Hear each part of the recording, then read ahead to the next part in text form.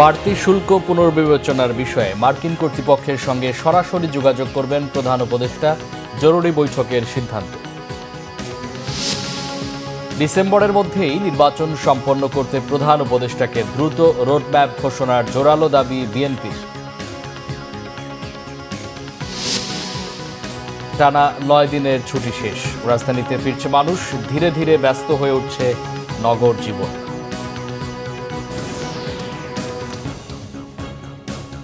দেখছিলেন ক্রাউন 7 সংবাদ শিরোনাম, এবার বিস্তারিত। বাংলাদেশি পণ্যের উপর ৩৭% আমদানি শুল্ক আরোপ পুনর্বিবেচনার বিষয়ে প্রধান উপদেষ্টা সরাসরি যুক্তরাষ্ট্র কর্তৃপক্ষের সঙ্গে যোগাযোগ করবেন।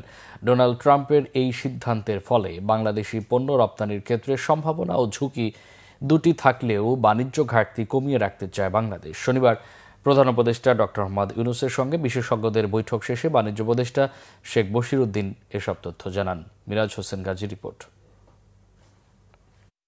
বাংলাদেশি পণ্যের উপর যুক্তরাষ্ট্রের ৩৭% আমদানি শুল্ক আরোপের বিষয়ে করণীয় ঠিক করতে অর্থ বাণিজ্য খাতের সংশ্লিষ্টদের ডেকে জরুরি বৈঠক করেন প্রধান উপদেষ্টা ডক্টর মোহাম্মদ ইউনূস।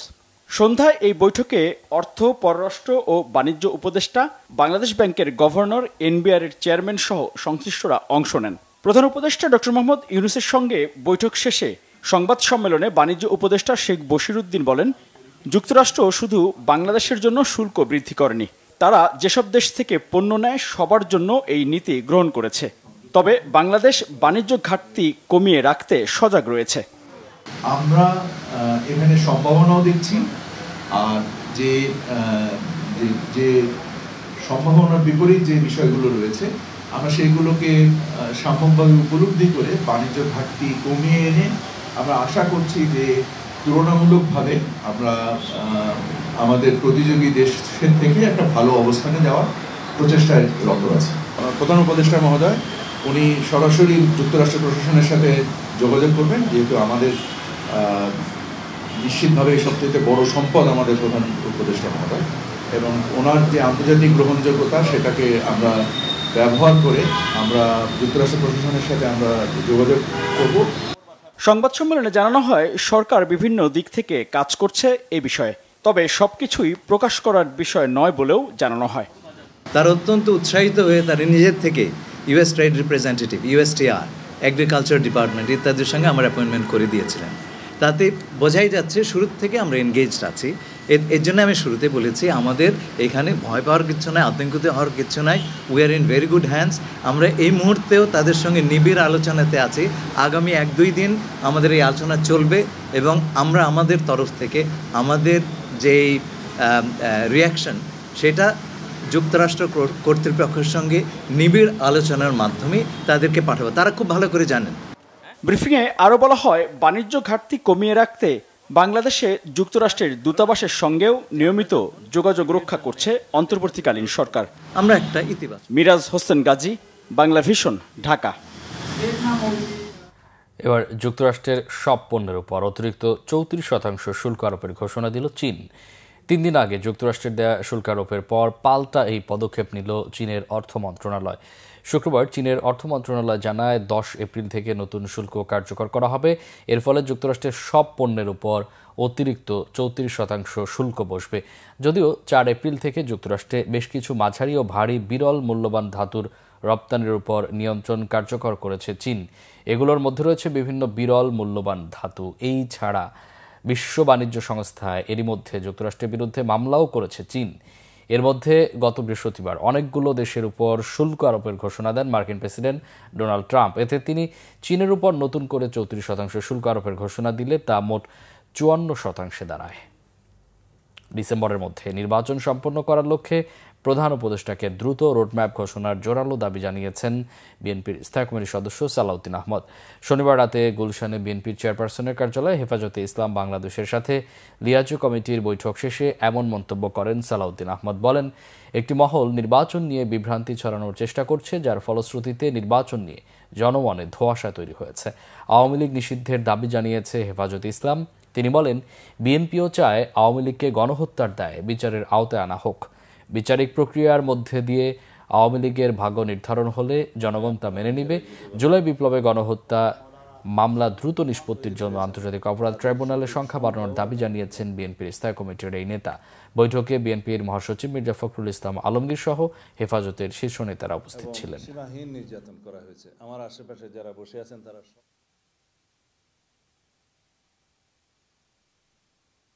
ডিসেম্বরের মধ্যে জাতীয় সংসদ নির্বাচনের জন্য মাননীয় প্রধান উপদেষ্টা আমাদেরকে আশ্বস্ত করেছিলেন, জাতির সামনে অনেকবার বলেছেন।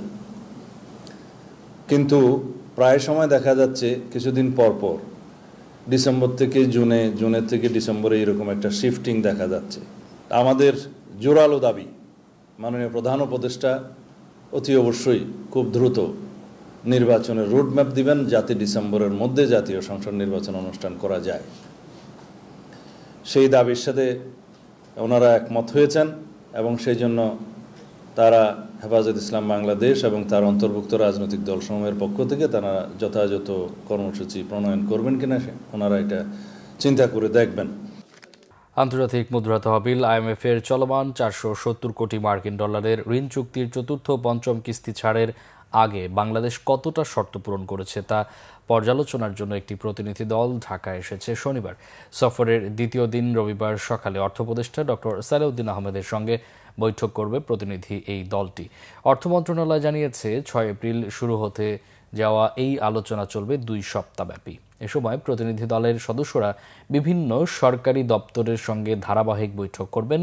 এই সফরে IMF এর দলটির সঙ্গে অর্থ বিভাগ, জাতীয় রাজস্ব বোর্ড, বিদ্যুৎ বিভাগ, বিদ্যুৎ উন্নয়ন board, Bangladesh energy regulatory commission, জ্বালানি ও খনিজ সম্পদ বিভাগের বৈঠক হওয়ার কথা রয়েছে। সফরের শেষ দিন 17 এপ্রিল অর্থ উপদেষ্টা সালেউদ্দিন আহমেদের সঙ্গে প্রতিনিধি দলের আরও একটি বৈঠক হবে। এদিকে অর্থনীতিবিদরা বলছেন IMF এর ঋণ ছাড় রিজার্ভ বাড়াবে, একই সাথে এটি অন্য দাতা সংস্থাগুলোকে পজিটিভ বার্তা দেবে। IMF এর কাছ থেকে যদি পঞ্চম ষষ্ঠ কিস্তির অর্থটি পাওয়া যায়, সেটা আমাদের রিজার্ভ পরিস্থিতি উন্নতি করতে একটা ইতিবাচক ভূমিকা রাখবে এবং এই টাকাগুলো আমাদের যেহেতু বাজেটারি সাপোর্ট আকারে, তা এই টাকাগুলো আমরা বিভিন্ন ধরনের যে বৈদেশিক লেনদেনের ক্ষেত্রে যে সমস্ত বাকি রয়েছে, ডিউ রয়েছে, সেগুলো পেমেন্টের ক্ষেত্রেও এটা আমাদেরকে সহায়তা করবে। তারা যদি বাংলাদেশের পরিস্থিতিটিকে ইতিবাচকভাবে মূল্যায়ন করে যায়, সেটা কিন্তু আমাদের অন্যান্য যে দাতা সংস্থা রয়েছেন, বিশ্বব্যাংক, ADB বা দ্বিপক্ষীয় যে সমস্ত দাতা সংস্থা রয়েছে, তারাও ভবিষ্যতে ঋণ দেবার ক্ষেত্রে তুলনামূলকভাবে আরও দ্রুত গতিতে বাংলাদেশের পরিস্থিতিটি ইতিবাচকভাবে মূল্যায়ন করবে। স্বরাষ্ট্র উপদেষ্টা মোহাম্মদ জাহাঙ্গীর আলম চৌধুরী বলেছেন, বাংলাদেশের মতো সাম্প্রদায়িক সম্প্রীতি অন্য কোথাও নেই। এখানে সব ধর্মের মানুষ নির্বিঘ্নে তাদের ধর্ম পালন করছে। নারায়ণগঞ্জের লাঙ্গলবন্দে ব্রহ্মপুত্র নদে মহাষ্টমী স্নান উৎসব পরিদর্শনে গিয়ে তিনি একথা বলেন। দেশে সাম্প্রদায়িক সম্প্রীতি নষ্ট হওয়ার কোনো কারণ নেই বলেও মন্তব্য করেন স্বরাষ্ট্র উপদেষ্টা। এ সময় মহাষ্টমী স্নান উৎসবের জন্য নিরাপদ পরিবেশ তৈরি করায় নারায়ণগঞ্জ জেলা প্রশাসকের টিমকে ধন্যবাদ জানান অবসরপ্রাপ্ত লেফটেন্যান্ট জেনারেল জাহাঙ্গীর আলম চৌধুরী। এই স্থানকে ঘিরে নদীর পাড় ও ঘাট সহ পুরো এলাকা নিরাপত্তার চাদরে ঢেকে রাখে আইনশৃঙ্খলা বাহিনীর 1,500-এরও বেশি সদস্য, টহল দেয় সেনাবাহিনী, নদে কোস্টগার্ড ও নৌবাহিনীর সদস্য সহ। হিন্দু, মুসলমান, বৌদ্ধ, খ্রিস্টান, এখানে কারো কোনো ভেদাভেদ নাই। আমরা এখানে সবাই আমরা বাংলাদেশি এবং বাংলাদেশি হিসাবে আমরা এখানে কিন্তু সবাই আসছি এবং আমরা এখানে একটা পুণ্য স্নান করে সবাই আপনাদের আপনার পূর্ণ সব সময় থাকতে পারি, এইটার জন্য ব্যবস্থা করা হয়েছে। আমাদের এখানে সম্প্রদায় সমিতির চেষ্টা নেই, এখানকার সম্প্রদায় সম্প্রীতি সব সময় আছে। বাংলাদেশের মতো এত সম্প্রদায় সম্প্রীতি কোথাও নাই। এখানকার যত সম্প্রদায় সম্প্রীতি আছে, আপনি অন্যান্য আশেপাশে দেখেন কিভাবে কি ঘটে। আমাদের দেখেন এখানে আমাদের হিন্দু, মুসলমান, বৌদ্ধ, খ্রিস্টান সব ভাই বোনেরা কিন্তু একসাথে আসছে, সবাই কিন্তু কাজ করে যাচ্ছে। ঈদের ছুটি শেষে ঢাকা ফিরছে মানুষ। ভোগান্তি ছাড়াই এবারের ঈদ যাত্রা সম্পন্ন হওয়ায় সরকারকে ধন্যবাদ জানিয়েছেন যাত্রীরা। এদিকে ঈদের ছুটির পর শনিবার ঢাকার সড়কে যানবাহনের উপস্থিতি বেড়েছে। এতে মহানগরী ফিরতে শুরু করেছে চিরচেনা রূপে। আরও জানাচ্ছেন মোবাশ্বের আহমদ। প্রিয়জনের সাথে ঈদ উদযাপন শেষে জীবিকার তাগিদে রাজধানীতে ফিরেছেন কর্মজীবী মানুষ। তাই গেল কয়েকদিনের চেয়ে ঢাকার সড়কগুলোতে যানবাহনের চাপ আরও বেড়েছে। ব্যস্ততম নগরী ফিরতে শুরু করেছে তার চেনা রূপে। আজকে যেহেতু সরকারি সকল ছুটি শেষ, অফিস আদালত আগামীকাল থেকে খোলা আছে, সেই মোতাবেক কিন্তু এখন আমরা দেখতে পাচ্ছি যে ঢাকামুখী যে মানুষের ঢল, এগুলো কিন্তু আস্তে আস্তে বৃদ্ধি পাচ্ছে। দেশের উত্তর পূর্বাঞ্চলের বিভিন্ন জেলা থেকে ঈদের ছুটি কাটিয়ে পরিবার পরিজন নিয়ে ঢাকা ফিরছে মানুষ। কমলাপুর রেলওয়ে স্টেশনে তাই ফিরতি যাত্রীদের ভিড় আরও বেড়েছে। এবারের ঈদে দীর্ঘ ছুটি থাকার কারণে যাত্রাপথে ভিড় কম ছিল। যাওয়ার সময়ও নির্বিঘ্নে ভ্রমণ করতে পারায় স্বস্তি প্রকাশ করেছেন যাত্রীরা। সবকিছু মিলে ভালোই ছিল, আগের চেয়ে অনেক বেটার মনে হয়েছে। রাস্তায় কোনো ছিনতাইয়ের কোনো সমস্যা নেই, খুব ভালোভাবে আসছি। এবার আসলাম ট্রেনে, টিকিট পাইতেও কোনো ধরনের সমস্যা হয়নি। জাস্ট টাইমে ট্রেনের টিকিটটা পেয়েছি, এমনকি জাস্ট টাইমে ট্রেনও ছেড়েছে। আলহামদুলিল্লাহ আমরা খুব ভালোভাবে আসতে পেরেছি। দক্ষিণ ও পূর্বাঞ্চলের মানুষ ফিরছেন সড়ক পথে। সায়দাবাদ, গাবতলী, মহাখালী সহ বাস টার্মিনালে থামছে বিভিন্ন জেলার বাস। বাবা মার সাথে ঈদ পালন করে আসলাম, অনেক ভালো লাগলো। আমরা আজকে সকালবেলা রওনা দিচ্ছি, আলহামদুলিল্লাহ কোনো সমস্যা হয়নি, আসার সময় কোনো জ্যাম পাইনি। আমি তো সরকারি একটা জব করি, তাই আমার কালকে আমার সকালবেলা আমার 9টার মধ্যে অফিসে যাইতে হবে। আগামীকাল থেকে কলেজ খোলা, কর্ম শুরু হবে ইনশাআল্লাহ। গত বছর অনেক হ্যারাসমেন্ট হয়েছে, কিন্তু এই বছর অনেক ভালো হয়েছে আর কি। রাস্তায় কোনো যানজট নেই আর কি, সবকিছু ক্লিয়ার। এবারে অনেক সুস্থ পরিবেশ। ধন্যবাদ ডক্টর ইউনূস স্যারকে, অসংখ্য ধন্যবাদ। মোবাশ্বের আহমেদ, বাংলা ভিশন, ঢাকা। ব্যাটারি পুড়িয়ে কেউ সীসা বের করার চেষ্টা করলে পরিবেশ রক্ষার স্বার্থে তাদের বিরুদ্ধে কঠোর পদক্ষেপের হুঁশিয়ারি দিয়েছেন পরিবেশ, বন ও জলবায়ু পরিবর্তন উপদেষ্টা সৈয়দা রিজওয়ানা হাসান। শনিবার সকালে ঢাকা দক্ষিণ সিটি কর্পোরেশন ও ঢাকা উত্তর সিটি কর্পোরেশনের অধিক বায়ু দূষণ সৃষ্টিকারী স্থানসমূহ পরিদর্শন শেষে মাতোয়াইল স্যানিটারি ল্যান্ডফিলে এই হুঁশিয়ারি দেন তিনি। উপদেষ্টার কাছে মাতোয়াইল এলাকাবাসী পরিবেশ দূষণ নিয়ে নানা অভিযোগ করেন। তারাও বলেন, সেখানকার ময়লাতে আগুন জ্বালানো হয়, ফলে ধোঁয়ায় দূষিত গন্ধে বাসা বাড়িতে বসবাস করা কষ্টকর হয়ে পড়ে। এ সময় তারা কয়েকটি স্টিল মিলের ধোঁয়ার বিষয়ে অভিযোগ করেন। এলাকাবাসীর অভিযোগের ভিত্তিতে আইনগত ব্যবস্থা নেওয়ার কথা জানান পরিবেশ উপদেষ্টা। এবার আসলে একটা দুটো চিঠি দিয়ে ক্ষান্ত থাকা হবে না, এবার আসা হবে, মনিটর করা হবে। কিন্তু মনিটর করলেই যে পরিবেশ খুবই সুন্দর হয়ে যাবে সেটা হবে না, কিন্তু এতটা অনিয়ন্ত্রিত আর থাকবে না। হ্যাঁ, কিন্তু সেজন্য আমাদেরকে আলটিমেট সলিউশনের কথা ভাবতে হচ্ছে। আলটিমেট সমাধান হচ্ছে ওয়েস্ট যাতে এরকমভাবে আমরা প্রডিউসই না করি। টানা 8 দিন বন্ধ থাকার পর বেনাপোল স্থলবন্দর দিয়ে শুরু হয়েছে আমদানি রপ্তানি। পবিত্র ঈদ উল ফিতর ও সাপ্তাহিক ছুটি থাকায় 28 মার্চ থেকে 4 এপ্রিল পর্যন্ত বন্ধ ছিল বাংলাদেশ ও ভারতের মধ্যকার বাণিজ্য। তবে দুই দেশের মধ্যে স্বাভাবিক থাকে যাত্রী পারাপার। বেনাপোল বন্দরের উপপরিচালক মামুন কবির তরফদার জানান, ওপারে দাঁড়িয়ে থাকা কয়েক হাজার পণ্য বোঝাই ট্রাক অপেক্ষায় রয়েছে বন্দরে প্রবেশে। সকালে কার্যক্রম শুরু হওয়ার পর বন্দর দিয়ে প্রবেশ করতে থাকে একের পর এক ট্রাক। যানজট ও পণ্য জট নিরসনে দ্রুত পণ্য খালাসের জন্য সংশ্লিষ্ট সবাইকে নির্দেশ দেওয়া হয়েছে বলে জানান এই কর্মকর্তা। অপেশাদার জেলে চোরা শিকারী মোয়ালদের অদক্ষতা ও কিছু অসাধু বন কর্মকর্তার কারণে তিলে তিলে নিঃশেষ হচ্ছে সুন্দরবন। দক্ষিণ পশ্চিমাঞ্চলের মানুষকে আগলে রাখা পৃথিবীর একক বৃহত্তম এই ম্যানগ্রোভ বন বারবার পুড়ছে আগুনে। প্রতিরোধে বনের মধ্যে মানুষের অবাধ যাতায়াত বন্ধসহ আইনের কঠোর প্রয়োগ চান পরিবেশবিদরা। বাগেরহাট প্রতিনিধি মাসুদুল হকের তথ্য ও ছবিতে ডেস্ক রিপোর্ট। সুন্দরবনে বারবার অগ্নিকাণ্ডেও তেমন পদক্ষেপ নেই কর্তৃপক্ষের। পূর্ব বন বিভাগে 23 বছরে আগুন লেগেছে 30 বার। পুড়েছে বিস্তীর্ণ বনভূমির গাছপালা ও বিভিন্ন লতাগুল্ম। ক্ষতিগ্রস্ত হয়েছে প্রায় 100 একর বনভূমি। স্থানীয়দের অভিযোগ, বিভিন্ন সময়ে জেলে ও মোয়ালদের ফেলে আসা আগুনেই পড়ে সুন্দরবন। অসাধু ব্যক্তিদের বিরুদ্ধে কঠোর ব্যবস্থা নেওয়ার দাবি তাদের। প্রত্যেক বছর যদি আগুন লাগায় তাহলে বন তো আমাদের থাকবে না, শুধু বন তো সব ধ্বংস হয়ে যাবে। পাতা কই ছাড় দেখেন, এই ফেরি জাল পাতা, এইখানে আগুন লাগে এই জলাকারে খালি জাল মাছ ধরার জন্য। লোকাল মানুষ তারা গরু মহিষ বেশি ছেড়ে দিচ্ছে মানারে। তারা দেখা যাচ্ছে গরু মহিষ ছাড়িয়ে দিলে ওরা বিড়ি তামাক নিয়ে আসে, মাঝে সাথে একটা বিড়ি খাইয়া তামাক ফালাই দিতে পারে, সেই কারণে হইতে পারে। শুকনোর মৌসুমে হলো মধু ভাঙ্গার সিজনটা থাকে, আর একই টাইমে আগুন লাগে, বারবার লাগে। এর কোনো পদক্ষেপ নেয় না সরকার। এই বিনিময়ে সরকারের লোকেরা খুব চেষ্টা সাহায্য করতে। আমি মনে করি এদেরকে চিহ্নিত করে আইনে আওতায় আনা হবে।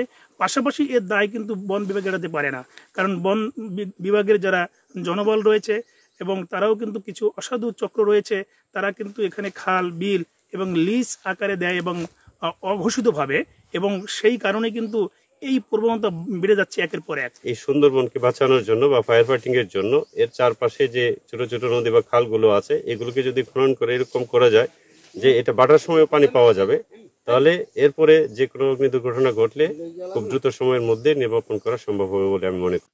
অগ্নিকাণ্ডের ঘটনায় তদন্ত কমিটির রিপোর্টেও মোয়ালদের ব্যবহৃত আগুনের কুণ্ডুলি, জেলেদের সিগারেট এবং দাবদাহকে আগুন লাগার কারণ হিসেবে উল্লেখ করা হয়। সুন্দরবন সংলগ্ন নদী ও খাল খনন, অগ্নিকাণ্ড প্রবণ এলাকায় প্রতি 2 কিলোমিটার পর ওয়াচ টাওয়ার বসিয়ে নজরদারি সুপারিশও করা হয়, কিন্তু 2 যুগেও বাস্তবায়ন হয়নি অগ্নিকাণ্ডের ঘটনায় বিভিন্ন সময়ে গঠিত তদন্ত কমিটির সুপারিশ। 3 জনের তদন্ত কমিটি করা হয়েছে, 3 জনই বন বিভাগের লোক, এবং এই তদন্ত কমিটি দিয়ে আসল ঘটনা যে বের হয়ে আসবে না সেটি নিশ্চিত করে বলা যায়। সেই কারণে তদন্ত কমিটির ক্ষেত্রে আমরা বলবো যে এখানে স্থানীয় যারা মানুষ আছে এবং সিপিজি আছে, পরিবেশ কর্মী আছে, সংবাদকর্মী আছে, জনপ্রতিনিধি, সকলের সমন্বয়ে একটা তদন্ত কমিটি হলে সেই তদন্ত কমিটির মধ্যে দিয়ে আসল ঘটনা বের হয়ে আসবে। মার্চ, এপ্রিল, মে এই 3 মাসে যেন সিপিজি বা বিটিআরটিদের কিছু ভাতা দেওয়া হয়, তারা যেন ভিজিলেন্স থাকে। তারপরে আপনার অগ্নি নির্বাপন যন্ত্র যেমন অগ্নি নির্বাপন যন্ত্র আমরা নিব, আমাদের সেই জলযানও নাই, একটা জলযান নাই যে আমরা যে এই অগ্নি নির্বাপন যন্ত্রটা নদীতে নিয়ে যাব, সেই জলযানেরও একটা অভাব রয়েছে আমাদের কাছে।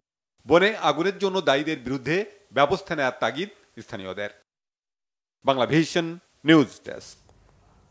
এবার আরো কিছু খবর নিয়ে একটি ডেস্ক রিপোর্ট। খাদ্য ও ভূমি উপদেষ্টা আলী ইমাম মজুমদার বলেছেন, সরকারের কাছে যথেষ্ট খাদ্যশস্য মজুত রয়েছে, খাদ্য নিরাপত্তা নিয়ে কোনো ধরনের শঙ্কা নেই। এবার হাওর সহ সারা দেশে বোরো ধানের বাম্পার ফলন হবে। সবকিছু ঠিক থাকলে খাদ্য উদ্বৃত্ত হবে দেশ, আর কৃষক যেন ফসলের ন্যায্য মূল্য পায় তা নিশ্চিত করতে নিরলস চেষ্টা চালিয়ে যাচ্ছে সরকার। কিশোরগঞ্জের হাওর উপজেলা অষ্টগ্রামে এক কৃষক সমাবেশে তিনি এসব কথা বলেন। পরে উপদেষ্টা হাওরের বিভিন্ন বোরো ক্ষেত ঘুরে দেখেন। রাজশাহী, শাহ মুকদুম ও চন্দ্রিমা থানা বিএনপির উদ্যোগে ঈদ পুনর্মিলনী হয়েছে। এতে প্রধান অতিথি ছিলেন বিএনপি চেয়ারপারসনের উপদেষ্টা মিজানুর রহমান মিনু। এ সময় তিনি অভিযোগ করেন, কোনো উপদেষ্টার মধ্যে নতুন করে ষড়যন্ত্রের বিষ ঢুকে গেছে, তাই আগামী দিনে দলের নেতাকর্মীদের প্রস্তুত থাকার আহ্বান জানান। শাহ মুকদুম থানা বিএনপির সাবেক সভাপতি মোহাম্মদ মাসুদের সভাপতিত্বে এতে বিশেষ অতিথি ছিলেন বিএনপি কেন্দ্রীয় কমিটির ত্রাণ ও পুনর্বাসন সম্পাদক মোসাদ্দেক হোসেন বুলবুল। অন্তর্বর্তীকালীন সরকারের কাজ সুষ্ঠু নির্বাচনের মাধ্যমে ক্ষমতা হস্তান্তর করা। অনেক সংস্কারের কথা শুনেছি, এই সকল সংস্কার হলে আগামী 5 বছরেও নির্বাচন হবে না বলে মন্তব্য করেছেন কেন্দ্রীয় বিএনপির অর্থনৈতিক বিষয়ক সম্পাদক ইঞ্জিনিয়ার খালেদ হোসেন মাহবুব শ্যামল। ব্রাহ্মণবাড়িয়া সদর উপজেলার 2 নম্বর বুধল বিএনপির ঈদ পুনর্মিলনী উপলক্ষে আয়োজিত জনসভায় প্রধান অতিথির বক্তব্যে তিনি এসব কথা বলেন। ছাতিয়ান কেন্দ্রীয় ঈদগাহ ময়দানে এতে সভাপতিত্ব করেন 2 নম্বর বুধল বিএনপির সভাপতি বজলুর রহমান। দেশের দ্বিতীয় বৃহত্তর বুড়িমারি স্থলবন্দরের সাথে সারা দেশের ব্যবসায়িক যোগাযোগের প্রসার ঘটাতে মহাসড়কটি 4 লেনে উন্নীত করার দাবি জানিয়েছেন এবি পার্টির সাধারণ সম্পাদক ব্যারিস্টার আসাদুজ্জামান ফুয়াদ। সাংগঠনিক সফরে আজ লালমনিরহাটের পাটগ্রাম উপজেলায় আসেন তিনি। এই সফরে তিনি সকালে তিস্তা ব্যারেজ ও বুড়িমারি স্থলবন্দর ঘুরে দেখেন। পরে Patgram TN school and college মাঠে হয় সংবাদ সম্মেলন। আমরা এখনই দাবি করছি চাঁদপুরে আন্তর্জাতিক ক্রিকেট স্টেডিয়ামের আদলে দেশের বৃহৎ tape tennis cricket tournament Shahrasti premium লিগের ফাইনাল ম্যাচ অনুষ্ঠিত হয়েছে। উপজেলার সূচিপাড়া উচ্চ বিদ্যালয় মাঠে ফাইনালে হাজীগঞ্জ ভিক্টোরি সুপার হিরোজ দলকে 50 রানে হারিয়ে চ্যাম্পিয়ন হয় গুণবতী আলকরা স্পোর্টস ক্লাব 14 গ্রাম। পরে বিজিত দলের মাঝে পুরস্কার বিতরণ করেন প্রধান অতিথি জেলা প্রশাসক মোহাম্মদ মহসিন উদ্দিন। জনপ্রিয় ক্রিকেট বিশ্লেষক সৈয়দ আবিদ হোসাইন সামি ও সোশ্যাল মিডিয়ার জনপ্রিয় ব্যক্তিবর্গ সহ মাঠে কয়েক হাজার দর্শক উপস্থিত ছিলেন। বরিশালে আরাফাত রহমান কোকো স্মৃতি মিনি ক্রিকেট টুর্নামেন্ট শেষ হয়েছে। বাকেরগঞ্জের নেয়ামতিয়া ইউনিয়নের বাংলাবাজার স্কুল মাঠে এই টুর্নামেন্টে জেলার বিভিন্ন কলেজ ছাত্রদলের 10টি ইউনিট অংশ নেয়। জাতীয়তাবাদী ছাত্রদলের আয়োজনে এতে প্রধান অতিথি ছিলেন কেন্দ্রীয় ছাত্রদলের যুগ্ম সাধারণ সম্পাদক SM ফয়সাল। বিশেষ অতিথি ছিলেন বরিশাল জেলা ছাত্রদলের সিনিয়র সহসভাপতি Tarik Al Imran. Bangla Vision news desk. সংবাদ শেষ করব গ্রাউন্ড 7 শিরোনামগুলো আরেকবার জানিয়ে।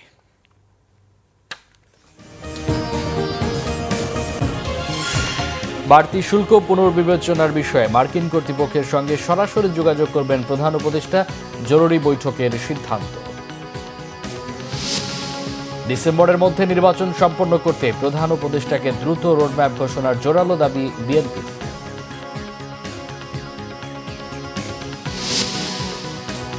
টানা 9 দিনের ছুটি শেষ, রাজধানীতে ফিরছে মানুষ, ধীরে ধীরে ব্যস্ত হয়ে উঠছে নগর জীবন।